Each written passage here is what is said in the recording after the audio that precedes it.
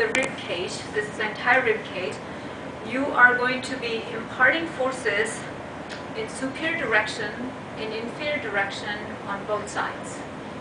So the hand position is a little cumbersome to accommodate all this.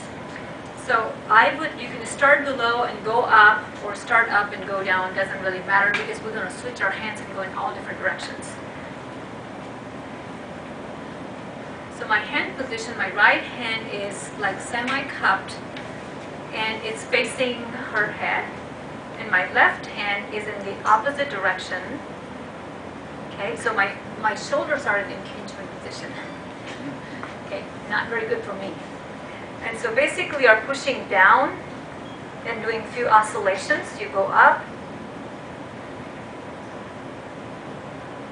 So I'm assessing the rebound effect of the rib cage, and you're supposed to have some.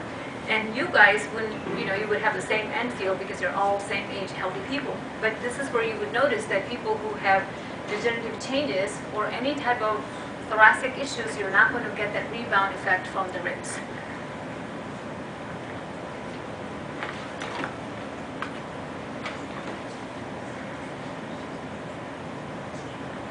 And the clothing doesn't help, right? So that's a little hard.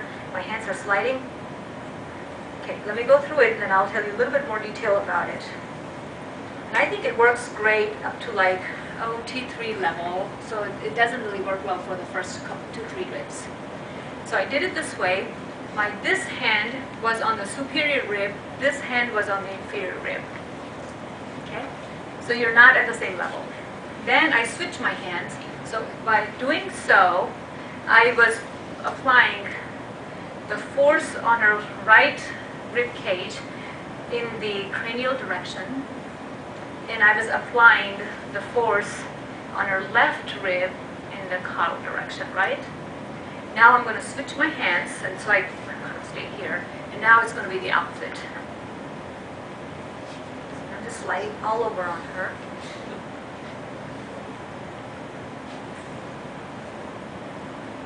Okay, be careful as you go down to the lower ribs, okay, because they're floating.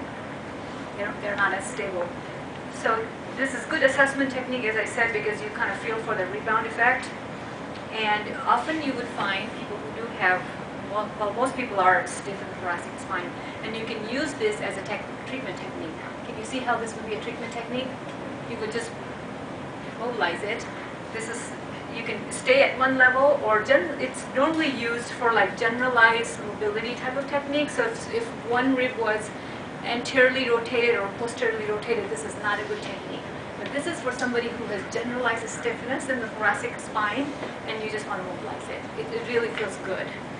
The population you have to worry about for any of the thoracic, whether it's a manipulation or rib spring test or treatment, is so you want to make sure that they have good bone density.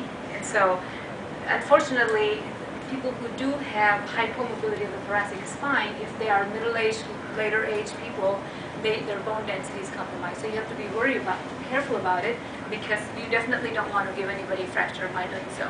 So watch your force. And I wasn't applying a whole lot, but she's young. I wouldn't suspect any problem with her, so I would be okay to go and apply a little more force. So that's the population that I would worry about. Okay. So again, hand position.